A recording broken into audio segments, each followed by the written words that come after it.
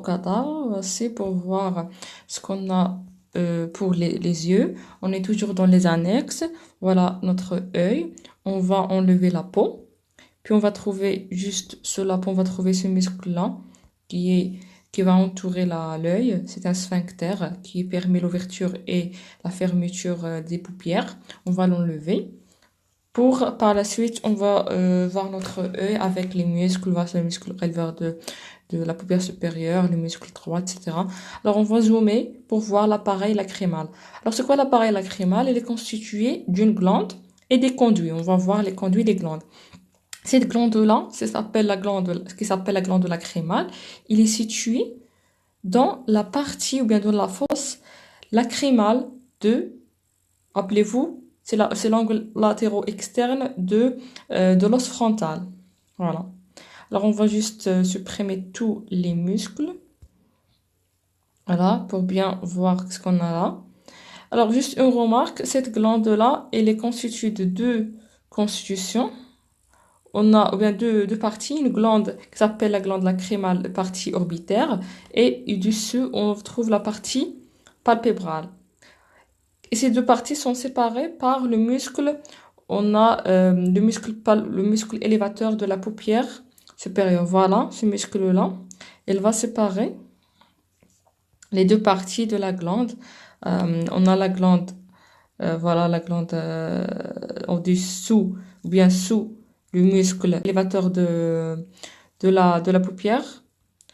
Sur le muscle élévateur de la paupière supérieure, on va trouver la partie qui s'appelle la partie palpébrale de la glande lacrymale. Et en haut de ce muscle-là, on va trouver la deuxième partie qui est la partie orbitaire de la glande lacrymale. Voilà, ça c'est pour la glande. Alors cette glande-là fait faire quoi? Elle va sécréter avec ces deux parties. Elle va sécréter les larmes, voilà, va sécréter les larmes, et puis les battements des paupières vont permettre la conduction, on peut dire, des larmes vers les conduits lacrymales. Les conduits lacrymales, les larmes vont être collectées en premier temps à ce niveau-là. Ce sont les canalicules lacrymales supérieures et inférieures, voilà, et ils vont leur entrée. On a des points au niveau de la paupière supérieure et paupière inférieure. Ce sont les points lacrymaux pour l'entrée des larmes dans les canalicules supérieures et inférieures. Et ces canalicules-là vont s'unir dans un canal d'union entre les deux pour par la suite entrer dans ce sac. C'est le sac lacrymal. Alors rappelez-vous, le sac lacrymal il est situé dans l'os lacrymal, dans sa fossette, dans sa fossette dans l'os lacrymal. Alors, si on va enlever l'os maxillaire, on va trouver la continuité après le sac lacrymal. On a le conduit lacrymonasal. Pourquoi lacrymonasal? Parce qu'il va se conduire en bas vers le nez. Voilà, lacrymonasal. Alors, voilà, on a gardé que l'appareil lacrymal. Alors voilà, c'est pour ça que lorsqu'on pleure, on ressent que notre nez est rempli. Voilà, ce sont les larmes qui vont être excrétées en dehors de notre corps. Voilà, alors les larmes sont formées ici, dans les glandes lacrymales, dans ces parties. La partie en haut, c'est la partie orbitaire, et en bas, c'est la partie lacrymale. Voilà. Et puis à la suite, par les battements des paupières, on va voir que ces larmes-là vont être conduites vers le canal ou bien l'appareil ou bien les conduits lacrymales. Alors les larmes vont entrer dans chaque canal supérieur et inférieur par les points lacrymaux supérieurs et inférieurs. Voilà.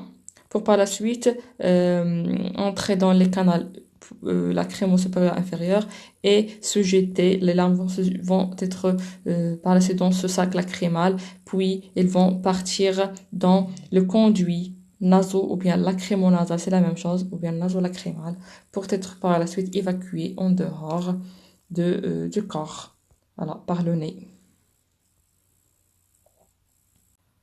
Voilà, sur cette vue, on peut bien voir l'appareil lacrymal. Juste, on reprend ça, c'est l'œil gauche. Alors voilà, la glande lacrymale avec ses deux parties.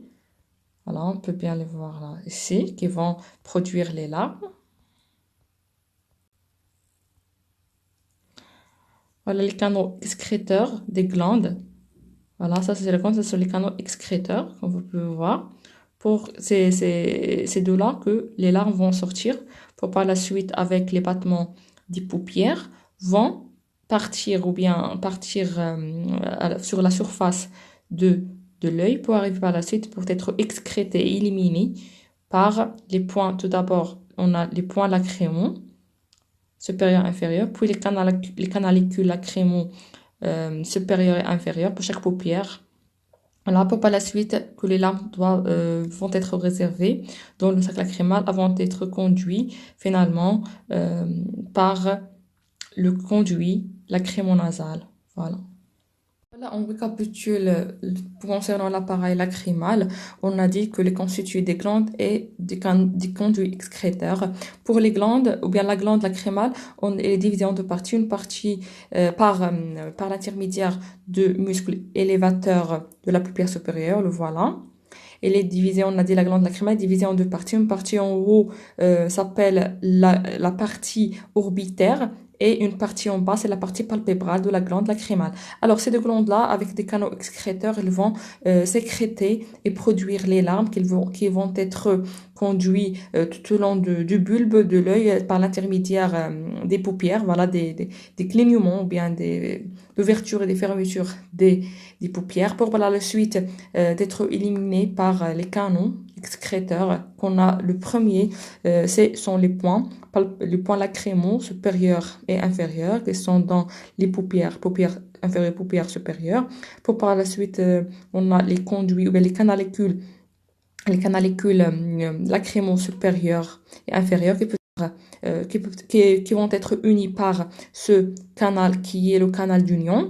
Pour que la suite, les larmes vont être accumulées ici dans ce sac qui est dans l'os lacrymal. C'est ce qu'on appelle le sac lacrymal tout simplement. Puis ce sac lacrymal, il est en continuité avec le conduit qui s'appelle le conduit lacrymonasal. Lacrymo pour les larmes et nasal parce qu'il va s'aboucher dans le nez. Voilà, pour que les larmes vont être évacuées. Voilà sur cette image pour la paupière, pour voir où sont situés les points lacrymaux, sont situés juste dans la paupière tout simplement. Dans les paupières, on va trouver ça, c'est pour le milieu lacrymal ou bien le point lacrymal, c'est la même chose, c'est inférieur et juste là, on va trouver l'autre qui est supérieur. Pour par la suite, sur la peau, on a les canalicules supérieurs et inférieurs qui peuvent être unis par le canal d'union pour par la suite que les larmes soient collectées dans le sac lacrymal et puis le conduit naso-lacrymal jusqu'au nez.